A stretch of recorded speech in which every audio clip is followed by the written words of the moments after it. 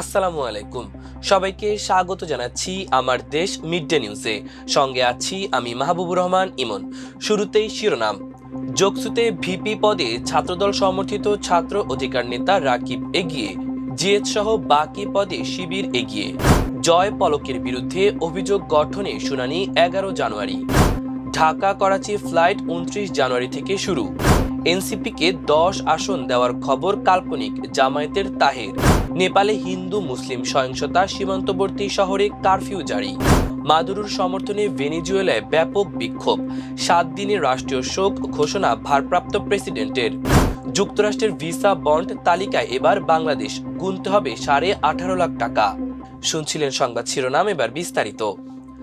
জগন্নাথ বিশ্ববিদ্যালয় কেন্দ্রীয় শিক্ষার্থী সংসদ যোগসু নির্বাচনে 39টি কেন্দ্রের মধ্যে 14টি কেন্দ্রের ফলাফল প্রকাশ হয়েছে। এর মধ্যে ভিপি পদে জগন্নাথ বিশ্ববিদ্যালয় ছাত্র অধিকার পরিষদের আহ্বায়ক ও ছাত্রদল সমর্থিত প্যানেলের ঐক্যবদ্ধ নির্ভীক জোবিয়ানের প্রার্থী এগিয়ে রয়েছেন। আর জিএচ সহ বাকি পদগুলোতে এগিয়ে রয়েছেন শিবির সমর্থিত অদম্য জোবিয়ান ঐক্য প্যানেলের প্রার্থীরা। দুপুর 2টা পর্যন্ত যোগসু নির্বাচন কমিশন ঘোষিত ফলাফল অনুযায়ী এই তথ্য জানা গেছে। ঘোষিত 14 কেন্দ্রের মধ্যে ভিপি পদে ছাত্রদল সমর্থিত ছাত্র অধিকার পরিষদের নেতা একেএম রাকিব 1142 ভোট পেয়ে এগিয়ে রয়েছেন। আর ভিপি পদে শিবির সমর্থিত অদম্য জোবিয়ান ঐক্য প্যানেলের প্রার্থী রিয়াজুল ইসলাম পেয়েছেন 1424। জিএস পদে 1076 ভোট পেয়ে এগিয়ে আছেন শিবিরের আব্দুল আলিম আরিফ। আর ছাত্রদলের খাদিজাতুল কুবরা পেয়েছেন 793 ভোট। এজিএসে শিবির সমর্থিত মাসুদ রানা 1466 ভোট পেয়ে এগিয়ে আছেন। ছাত্রদলের বিএম আতিকুর রহমান তানজিল পেয়েছেন 1297 ভোট। পতিত প্রধানমন্ত্রী শেখ হাসিনার ছেলে ও তার আইসিটি উপদেষ্টা সজীব ওয়াজেদ জয় এবং সাবেক তথ্য ও যোগাযোগ প্রযুক্তি প্রতিমন্ত্রী জুনায়েদ আহমেদ পলকের বিরুদ্ধে আনুষ্ঠানিক অভিযোগ গঠনের বিষয়ে শুনানির তারিখ পিছিয়ে 11 জানুয়ারি দিন ধার্য করা হয়েছে।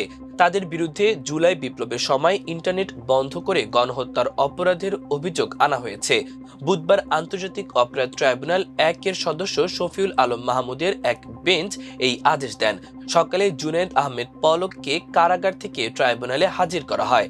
আজ এই মামলায় আসামির বিরুদ্ধে আনুষ্ঠানিকভাবে অভিযোগ গঠনে শুনানি হওয়ার কথা ছিল, কিন্তু এরপর পলাতক আসামি জয়ের পক্ষে রাষ্ট্রনিযুক্ত আইনজীবী সংক্রান্ত চিঠি ইস্যু না হওয়ায় শুনানির জন্য নতুন দিন ধার্য করা হয়েছে। 29 জানুয়ারি থেকে ঢাকা করাচি ঢাকা রুটে সরাসরি ফ্লাইট চালু করতে যাচ্ছে বিমান বাংলাদেশ এয়ারলাইন্স বিমান। এতে করে 1 দশকের বেশি সময় পর আবারও বাংলাদেশ ও পাকিস্তানের মধ্যে সরাসরি আকাশ পথে যোগাযোগ শুরু হতে যাচ্ছে। বিমানের উচ্চ পর্যায়ের সূত্র জানায়, প্রাথমিকভাবে 3 মাসের জন্য সপ্তাহে 2টি সরাসরি ফ্লাইট পরিচালনা করা হবে। এই ফ্লাইটগুলো চলবে চলতি বছরের 30 মার্চ পর্যন্ত। এর আগে পাকিস্তান সিভিল এভিয়েশন অথরিটি এই রুটে ফ্লাইট পরিচালনা এবং নির্ধারিত আকাশ পথ ব্যবহারের অনুমোদন দেয়। বর্তমানে বাংলাদেশ ও পাকিস্তানের মধ্যে ভ্রমণকারীরা মূলত দুবাই বা দোহা সহ মধ্যপ্রাচ্যের বিভিন্ন ট্রানজিট হাব ব্যবহার করে যাতায়াত করছেন। সরাসরি ফ্লাইট চালু হলে যাত্রা সহজ হবে বলে মনে করছেন সংশ্লিষ্টরা। পাশাপাশি দুই দেশের মানুষের মধ্যে যোগাযোগ বাড়বে, বাণিজ্যিক সম্পর্ক জোরদার হবে বলে আশা করা হচ্ছে। বিমান কর্মকর্তারা জানান, দীর্ঘ কয়েক মাস ধরে পাকিস্তানি কর্তৃপক্ষের সঙ্গে আলোচনা চলছিল। এই উদ্যোগ বাস্তবায়ন করা হলে 2012 সালের পর প্রথমবারের মতো ঢাকা ও করাচির মধ্যে সরাসরি ফ্লাইট চালু হতে যাচ্ছে। সাম্প্রতিক কূটনৈতিক যোগাযোগ ও সহযোগিতা সংক্রান্ত আলোচনার পর বাংলাদেশ ও পাকিস্তানের দ্বিপাক্ষিক সম্পর্কে উন্নতি লক্ষ্য করা যাচ্ছে। এই প্রেক্ষাপটেই সরাসরি ফ্লাইট চালুর সিদ্ধান্ত নেওয়া হয়। বিমান খাতের বিশেষজ্ঞরা বলেন, ঢাকা করাচি রুটটি বাণিজ্যিকভাবে ও কৌশলগতভাবে গুরুত্বপূর্ণ। সরাসরি আকাশ পথে যোগাযোগ থাকলে অর্থনৈতিক সম্পর্ক ও পারস্পরিক যোগাযোগ আরও সুদৃঢ় হবে। জাতীয় নাগরিক পার্টি এনসিপিকে 10টি আসন ছাড় দিতে রাজি হয়েছে জামায়াতে ইসলামী।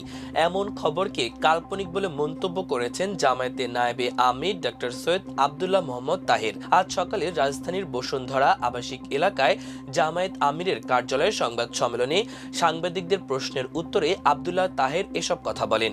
এর আগে সকালে জামায়াত আমিরের সঙ্গে সৌজন্য সাক্ষাৎ করেন ইউরোপীয় এক্সটার্নাল অ্যাকশন সার্ভিসের এশিয়া ও প্রশান্ত মহাসাগরীয় বিভাগের পরিচালক পাওলা পাম্পালোনি।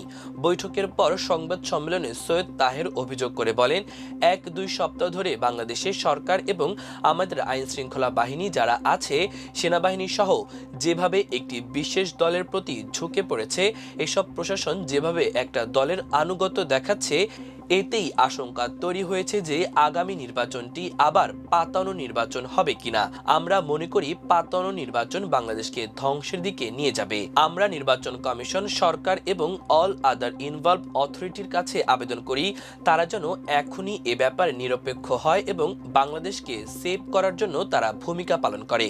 ইউরোপীয় ইউনিয়ন বলেছে তারা এই নির্বাচনে সর্বোচ্চ সংখ্যক পর্যবেক্ষক পাঠাবে। আমরা বিষয়টিকে স্বাগত জানাই বলেছি। সৈয়দ তাহের বলেন, জামায়াত ক্ষমতায় গেলে রোহিঙ্গা ইস্যুতে কি করবে সেটা জানতে চেয়েছেন তারা। আমরা বলেছি ক্ষমতায় গেলে দেশি বিদেশি সব অংশীজনকে সঙ্গে নিয়ে সমন্বিত উদ্যোগ নেব। আমাদের লক্ষ্য হবে আন্তর্জাতিক সহায়তায় রোহিঙ্গাদের নিরাপদে প্রত্যাবাসন নিশ্চিত করা, তাদের নিরাপত্তা দেওয়া এবং সেখানে গণতন্ত্র ও মানবাধিকার প্রতিষ্ঠায় কার্যকর ভূমিকা রাখা। নেপালে মসজিদ ভাঙচুরকে কেন্দ্র করে হিন্দু মুসলিম সহিংসতার জেরে ভারত সীমান্তবর্তী পারসা জেলার বীরগঞ্জ এলাকায় কারফিউ জারি করা হয়েছে। মঙ্গলবার পারসা জেলা প্রশাসন কারফিউ জারি করে। এক বিবৃতিতে বলা হয়, কারফিউ চলাকালে কেউ রাস্তায় বের হতে পারবে না এবং সকল জমায়েত ও বিক্ষোভ নিষিদ্ধ থাকবে, এমন খবর প্রকাশ করেছে বার্তা সংস্থা এপি। বিবৃতিতে সতর্ক করে বলা হয়, কারফিউ লঙ্ঘনকারীদের নিরাপত্তা বাহিনী গুলি করতে পারবে। রাজধানী কাঠমান্ডু থেকে 130 কিলোমিটার দক্ষিণে অবস্থিত বীরগঞ্জের রাস্তায় সশস্ত্র সেনা ও পুলিশ টহল দিচ্ছেন।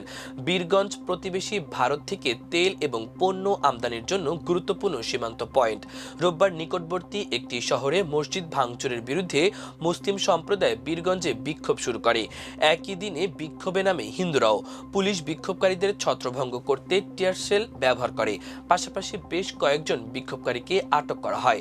প্রতিবেদনে আরও বলা হয়েছে, বীরগঞ্জে চলমান উত্তেজনার কারণে ভারতীয় কর্তৃপক্ষ নিরাপত্তা জোরদার করেছে এবং নেপাল সীমান্ত সম্পূর্ণরূপে বন্ধ করে দিয়েছে। নিকোলাস মাদুরো সরকারের প্রতি সমর্থন জানিয়ে ভেনেজুয়েলার রাজধানী কারাকাসে বিক্ষোভ করেছেন হাজার হাজার মানুষ। ভেনেজুয়েলার পতাকা হাতে দেশাত্মবোধক গানে কণ্ঠ মেলেন বিক্ষোভকারীরা। বিক্ষোভে অংশ নেন ভেনেজুয়েলার স্বরাষ্ট্রমন্ত্রী দিওসদাদো ক্যাভেলো।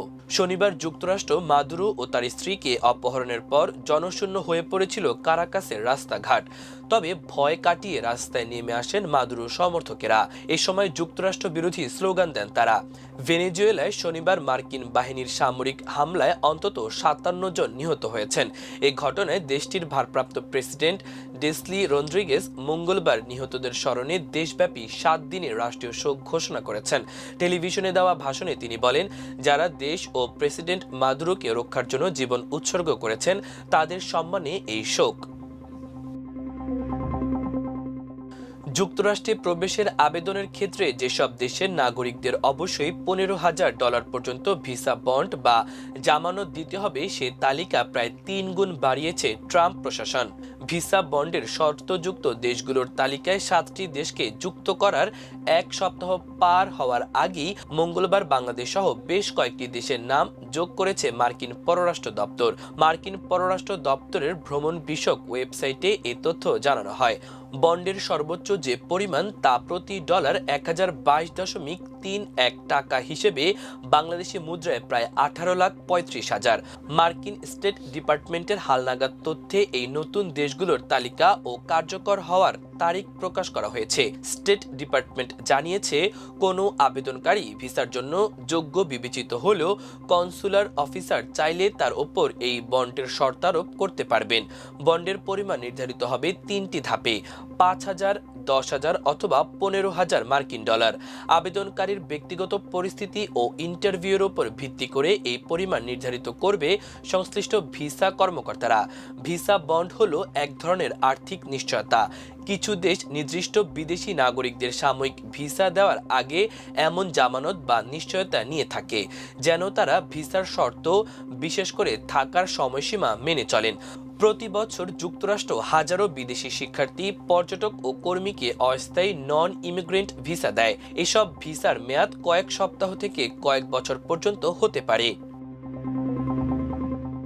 প্রিয় দর্শক, আমাদের মিড ডে নিউজের আয়োজন এ পর্যন্তই।